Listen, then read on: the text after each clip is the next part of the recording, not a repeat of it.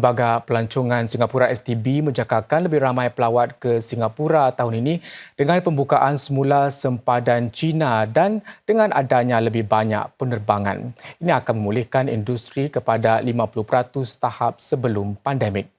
Singapura menyaksikan sekitar 6.3 juta pelawat pada tahun lalu melebihi ramalan Lembaga Pelancongan Singapura seramai antara 4 dengan 6 juta orang. Para pelawat yang paling banyak berbelanja adalah mereka dari Indonesia, India dan Malaysia. Pendapatan sektor pelancongan pada tahun lalu pula dianggarkan sekitar 14 bilion dolar iaitu lebih separuh daripada paras sebelum pandemik. Sepanjang April hingga Disember tahun lalu, industri hotel mencatat purata kadar penginapan 79.1% berbanding sekitar 87% yang dicatatkan pada tahun 2019.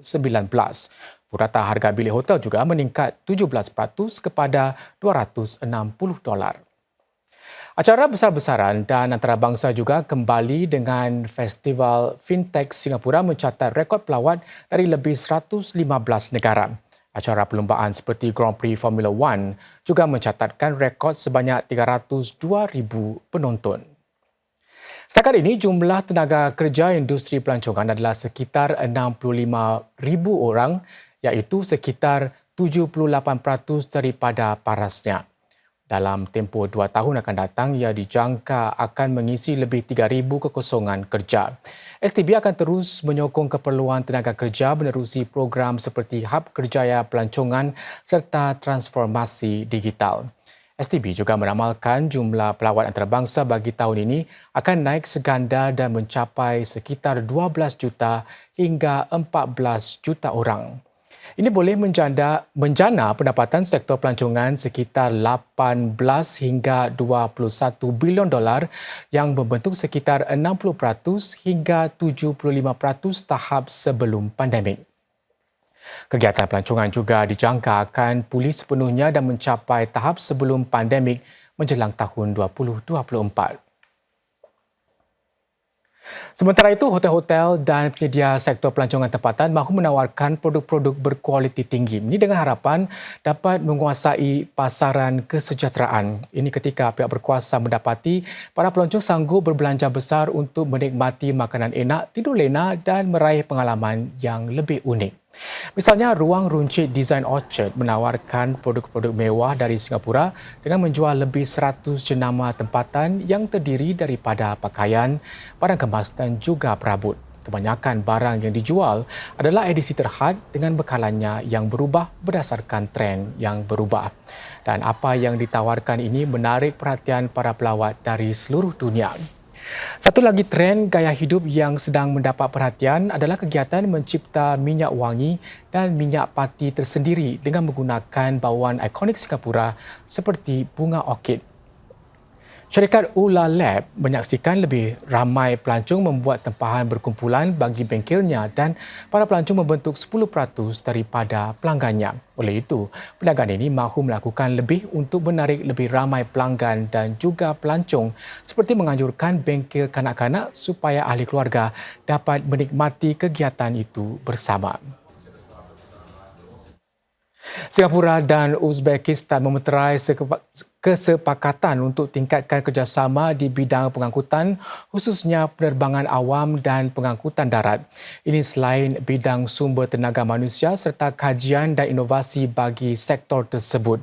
Memorandum persefahaman MOU itu adalah antara 8 perjanjian yang bertukar tangan pada hari terakhir kunjungan rasmi Presiden Uzbek Shavkat Mirziyoyev ke Singapura. Di istana siang tadi, Perdana Menteri Lee Hsien Loong dan Presiden Mirziyoyev menyaksikan pemeteraian pelbagai perjanjian antara para menteri masing-masing. Mereka turut membincangkan perkembangan peringkat serantau dan global. Sebelum itu, Presiden Uzbek bertemu dengan Presiden Halimah Yacob yang menggalakkan Uzbekistan untuk menjadikan Singapura sebagai pintu masuk ke rantau Asia Tenggara. Kedua-dua pemimpin itu turut mengesahkan hubungan dua hala sempena ulang tahun ke-25 jalinan hubungan diplomatik. Ekspor domestik bukan minyak Singapura NODX merosot 20.6% pada Disember lalu berbanding tempoh yang sama setahun sebelumnya. Ia adalah kemerosotan buat 3 bulan berturut-turut menyusuli pengucupan 6.1% pada Oktober dan 14.6% pada November. Menurut Enterprise Singapore, kemerosotan besar itu disebabkan oleh perbandingan daripada aras yang tinggi dalam tempoh yang sama pada 2021. Ekspor barangan bukan elektronik merosot 21.3% disebabkan oleh kejatuhan besar dalam ekspor bahan kimia, emas dan jentera khusus. Ekspor barangan elektronik pula susut 17.9% didahului oleh komponen komputer peribadi, produk litar bersepadu dan cakera media.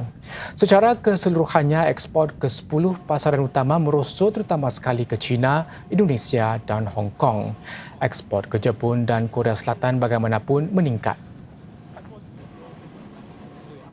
Kerjasama masyarakat saintis sedunia sejagat sangat diperlukan bagi menangani cabaran seperti perubahan iklim dan penduduk yang semakin menua. Timbalan Perdana Menteri Heng Swee Keat menggesa golongan tersebut untuk bersama meningkatkan pengetahuan sains.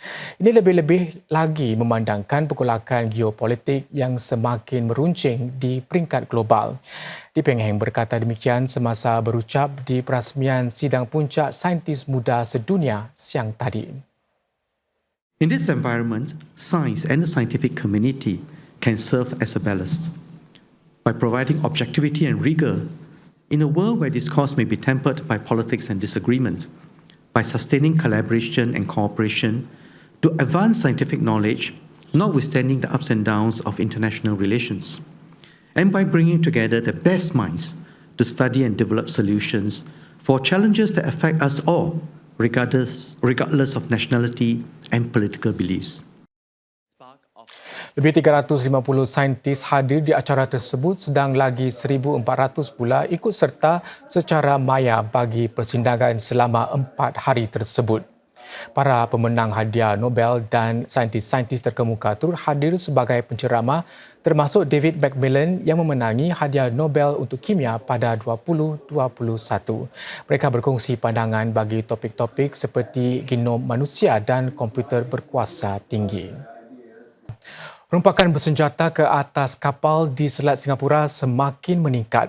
Menurut Pusat Perkongsian Maklumat Maritim RECAAP, terdapat 55 kes rompakan tahun lalu, naik sekitar 12% berbanding tahun sebelumnya. Ini berangkumi lebih separuh daripada kejadian serupa di Asia. Ia juga menandakan jumlah kes yang kedua tertinggi dalam masa sedekat dengan yang paling tinggi iaitu 90 kes pada 2015. Kawasan yang paling sering dicemari kejadian kecurian melibatkan pelaku yang tidak bersenjata dan tiada kecederaan dilaporkan oleh anak kapal.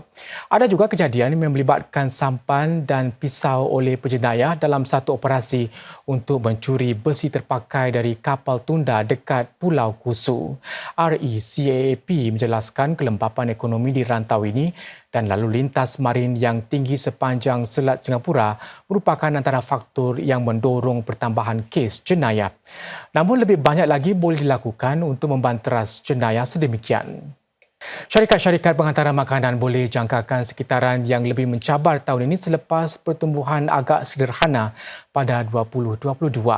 Jumlah jualan menguncup dari 30% pada 2021 kepada hanya 5% tahun lalu. Ini berdasarkan laporan syarikat Momentum Work tentang industri penghantaran makanan di rantau Asia Tenggara. Pertumbuhan tahun lalu didorong oleh perluasan ke pasaran lebih kecil seperti Malaysia dan Vietnam. Namun pasaran lebih besar seperti Singapura dan Thailand sebaliknya mengalami kemerosotan. Ini memandangkan para pengguna telah kembali ke restoran-restoran setelah sekatan COVID-19 ditarik balik. Berbagai pilihan untuk makan di luar menyebabkan jumlah pesanan untuk penghantaran makanan merosot. Tinjauan tersebut turut mendedahkan lebih banyak syarikat telah beralih daripada kedai runcit dan dapur maya kerana kos operasi yang tinggi. Syarikat seperti Grab dan Foodpanda kini lebih tertumpu kepada pakej iklan dan yuran langganan serta menawarkan lebih khidmat offline seperti kupon untuk makan di restoran demi menjana pendapatan lebih tinggi.